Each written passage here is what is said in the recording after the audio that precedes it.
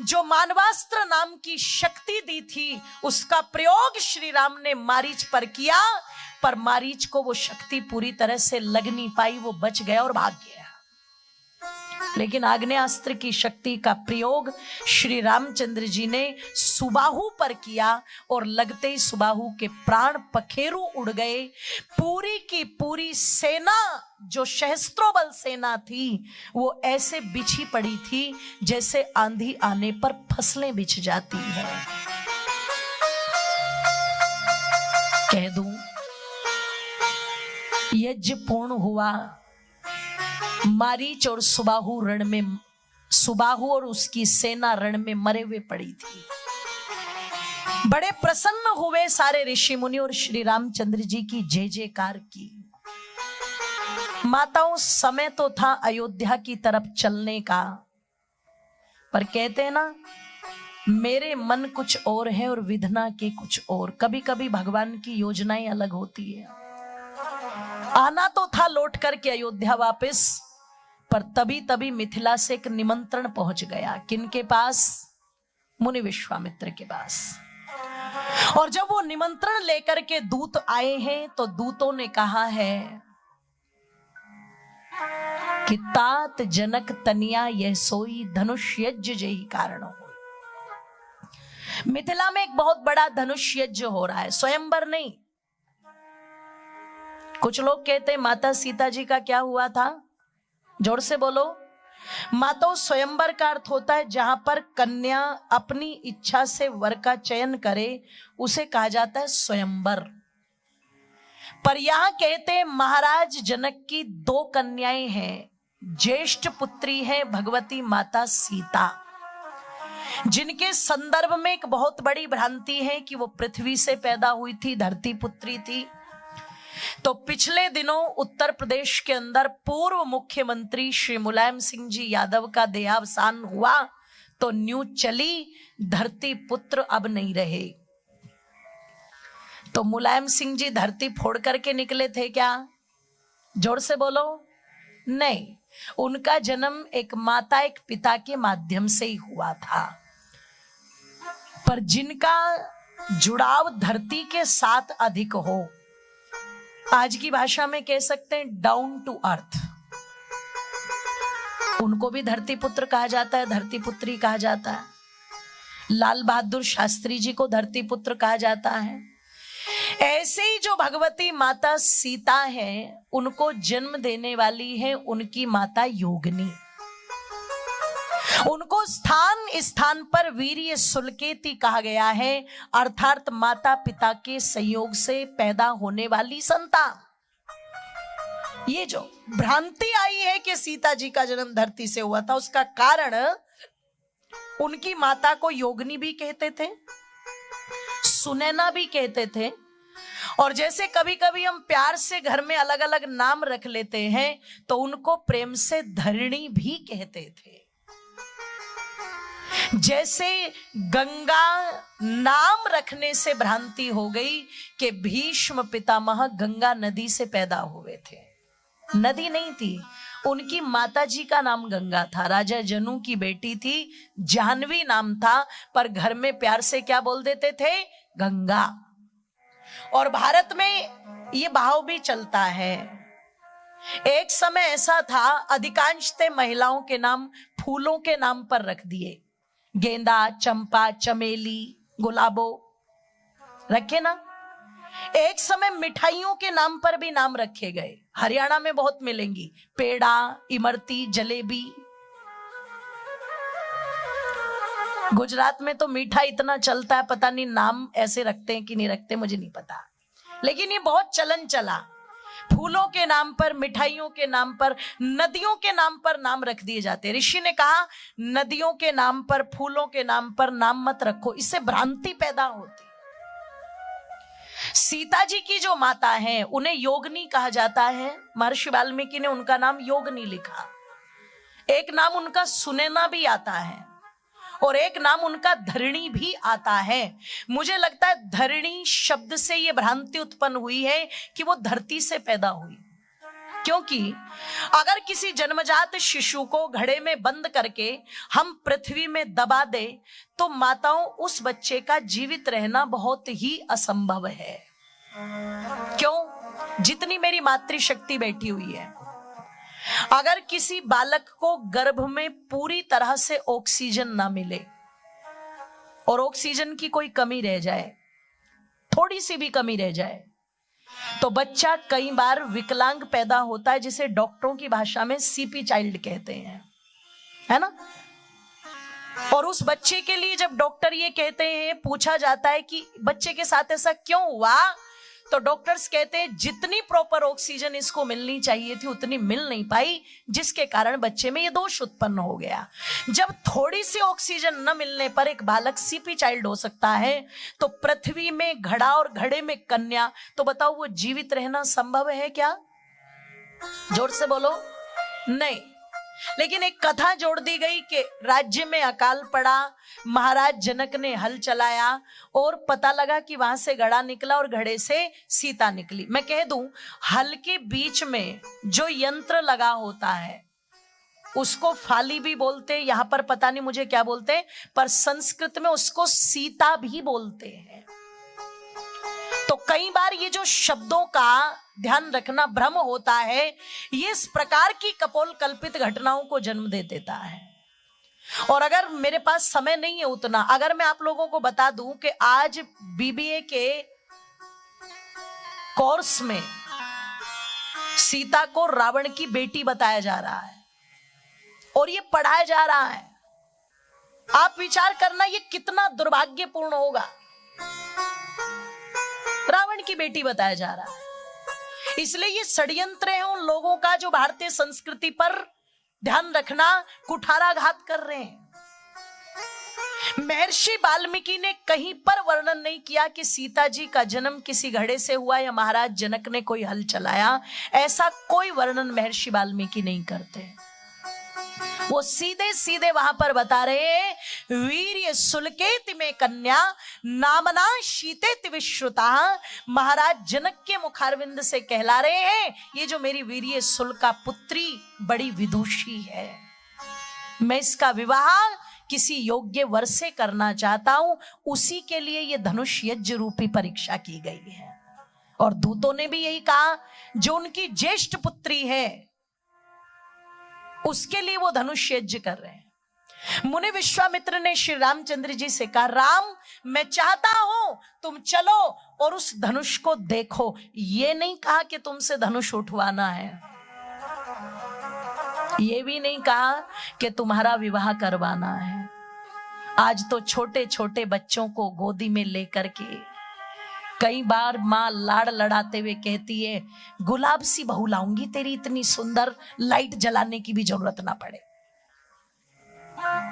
और जब बहू घर में आ जाती है तो फिर माथा पकड़ पकड़ के रोती है, ये क्या ले आए हम घर में। बचपन से ही क्यों दिमाग में चीजें डाल रहे हैं उसके। राम जी को नहीं कहा मुनि विश्वामित्र जी ने कि चलो तुम्हारा विवाह रचवाएं ना, क्या बोले, योद्धा हो राम। एक बहुत विचित्र धनुष जिसे पिनांक कहा जाता है, धनुष किसका है, शिव का। कैलाश के स्वामी शिव नाम के जो प्रतापी राजा हैं, उनका धनुष है। मैं चाहता हूं तुम उस धनुष के दर्शन करने के लिए चलो। आज भी 15 अगस्त 26 जनवरी को जब दिल्ली के अंदर हमारे सब प्रकार के अस्त्रों शस्त्रों का प्रदर्शन होता है तो लोग आज भी बड़े उत्साह से देखने जाते हैं। हमारी सैन्य सुरक्षा कैसी है जी। आज भी गुजरात की धरती पर भी बॉर्डर पर भीड़ लगी रहती है। चलो देख करके आए, जो बम फेंके गए थे वो पटके क्यों नहीं। चलो देख करके आए, जो नई मिसाइलें बनी है वो कैसी है। उत्साह रहता है। अब राम जी ने ये तो नहीं कहा कि गुरुवार इतने दिन हो गए अब तो घर जाने दो ना। पिताजी ने एक बात कही थी, बेटे जो ये कहें इनकी आज्ञा का पालन करना। रामचंद्र जी कहते हैं, जो आज्ञा मुनिवर, पीछे पीछे चल पड़े। ओ मेरी मेरी माताओं, गंगा नदी को पार करते हुए, शोण नदी को पार करते हुए, कहते हैं विशाला नगरी से होते हुए मिथिला की तरफ बढ़ रहे थे मुनि विश्वामित्र। नाना प्रकार की कथाएं, कहानियां सुनाते जा रहे हैं श्री राम जी को और लक्ष्मण जी को। एक जगह पर एक आश्रम देखा राम जी ने, और कहा जाता है उस आश्रम को देख करके, जो बहुत सुंदर बड़ा रमणीक आश्रम है, श्री रामचंद्र जी पूछते हैं मुनिवर ये आश्रम तो बड़ा सुंदर है, पर देख करके ऐसा लगता है जैसे इस आश्रम में कोई रहता नहीं है, क्योंकि बड़ी बड़ी घास लताएं सूख चुकी हैं, वृक्ष पीले पड़े हुए हैं। मुनि विश्वामित्र कहते हैं राम, ये किसी समय में गौतम ऋषि का आश्रम हुआ करता था, पर वो इस समय यहां नहीं है। श्री राम जी ने कहा मुनिवर हम पूरी कथा सुनना चाहते हैं। मुनि विश्वामित्र कहते हैं तो सुनो। एक समय में गौतम ऋषि इस आश्रम के अंदर अहिल्या के साथ रहा करते थे। अहिल्या जो बड़ी सुंदर थी, एक इंद्र नाम के व्यक्ति की कुदृष्टि अहिल्या पर थी। मैं फिर अपनी बात को दोहरा दूं, इंद्र, वशिष्ठ, नारद ये कोई नाम नहीं है, ये उपाधियां हैं। इंद्र से तात्पर्य वो नहीं कि स्वर्ग का राजा, कोई होगा व्यभिचारी मानसिकता का व्यक्ति जिसकी कुदृष्टि अहिल्या पर थी, अहिल्या के सतत्व को भंग करने के लिए योजनाएं बनाता था। और जिस मनुष्य के वन में वासना चलती है वो उसको पूर्ण करने के लिए किस हद तक नहीं गिर जाता। पता लगा लिया कि प्रातः काल ब्रह्म मुहूर्त में गौतम ऋषि स्नान करने के लिए जाते हैं, बाकी समय तो आश्रम में ही रहते हैं, तप में, स्वाध्याय में, ब्रह्मचारियों को शिक्षित दीक्षित करने में ही व्यस्त रहते हैं। तो एक वही समय है जब अहिल्या अकेली होती है। एक दिन अर्धरात्रि में ऐसा प्रयोग किया, ऐसी ध्वनियां, ऐसी आवाजें निकाली कि गौतम ऋषि की आंख खुली और वो कमंडल लेकर के चल पड़े। जैसे ही चले ये तुरंत अंदर प्रवेश कर गया। कहते हैं गौतम ऋषि की तरह वस्त्र धारण कर लिए थे, वैसे ही बाले अपनी जटाएं बना ली थी, बड़का दूध लगा के, तिलक आदि सब वैसे ही लगा लिए, वेश भर करके अंधकार का लाभ लेकर के आया तो सही। अहिल्या ने देख भी लिया और महर्षि वाल्मीकि कहते हैं पहचान भी लिया कि ये मेरे पति नहीं है, पर कोई विरोध नहीं किया, क्योंकि स्त्रियां अपनी दृष्टि से ही ये पहचान लेती है कि कौन उन्हें किस दृष्टि से देख रहा है। जो वर्तमान में सेंसर काम करते हैं, भगवान ने ऐसे सेंसर तो मातृशक्ति को स्वाभाविक ही दिए हैं, स्वाभाविक। और कई बार माताएं बात करती हैं या मेरी बहनें बात करती हैं, अच्छा नहीं रहा समाज। समाज तो अच्छा ही है, पहले खुद को अच्छा बनाना सीख लो। अगर तुम्हें बहन बनकर के चलना आता है तो सड़क पर भाइयों की कोई कमी नहीं है, जगह जगह भाई मिलेंगे। अगर तुम्हें बेटी बनकर के चलना आता है तो पिताओं की कोई कमी नहीं है, हमें जगह जगह पिता मिलेंगे। अगर हमें वास्तव में एक मर्यादित नारी बनकर के चलना आता है तो नारी का सम्मान करने वाले महापुरुष भी आपको सड़क पर जगह जगह मिल जाएंगे। पर मैं कहती हूं, और ये बात मैं हृदय से बोल रही हूं मेरी माताओं बंधुओं, कि अगर नारी स्वयं ही चाहती है कि कोई मुझे देखे,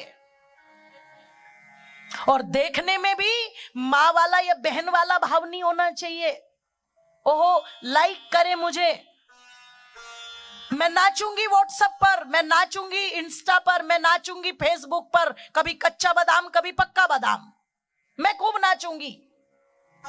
अब जो वहां नाच रही है, अंग प्रदर्शन कर रही है, वो भाइयों को तो निमंत्रण नहीं दे रही है ना, पिता तो उसके लिए लाइक नहीं करेंगे ना वहां।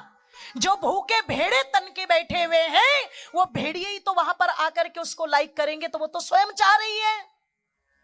अरे अपने जीवन की चरित्र की रील बर्बाद करके जो प्रदर्शन की रील बना रही है, उसे पिता और भाई नहीं मिलते, उसे नोचने वाले भेड़िए ही मिलते हैं, ध्यान रखिएगा। एक समय था मेरे देश के अंदर, पद्मनी नहीं चाहती थी उसे कोई देखे, नहीं चाहती थी वो अलाउद्दीन खिलजी उसे देखे, इसलिए उसने 14,000 रानियों के साथ चित्तौड़ के अंदर जल करके मरना स्वीकार किया। उसने जाते जाते अलाउद्दीन खिलजी को यह संदेश दिया कि पद्मनी सी सूरत को तू खिलजी पा नहीं सकता, पद्मनी सी सूरत को तू खिलजी पा नहीं सकता, और ये भोजन शेर का है, कुत्ता इसको खा नहीं सकता। वो चेतावनी दे करके चली गई, वो नहीं चाहती थी उसे कोई देखे, पर वर्तमान की चाह रही है कि उन्हें कोई देखे, और दिखाने के लिए फिर चाहे उन्हें कपड़े कैसे पहनने पड़े, कि उन्हें अपने बाल कैसे करने पड़े, कि श्रृंगार कैसा करना पड़े, वो चाहती है कि मुझे देखा जाए। देखने वाले की दृष्टि में पवित्रता है या नहीं है, इस बात से किसी को कोई मतलब नहीं है। उसे चाहिए वाह क्या लग रही हो मैम, बस इतने में ही फूल के कुप्पा हो जाती है, इतने में। और पता लगा जरा सा कोई मर्यादा की बात करे तो फिर तुरंत क्या कहती है, मैं चाहे कुछ भी पहनूं, आजाद हूं मैं, स्वतंत्र हूं मैं। स्वतंत्रता का मतलब बेशर्मी नहीं है, स्वतंत्रता का मतलब बेहयाई नहीं है।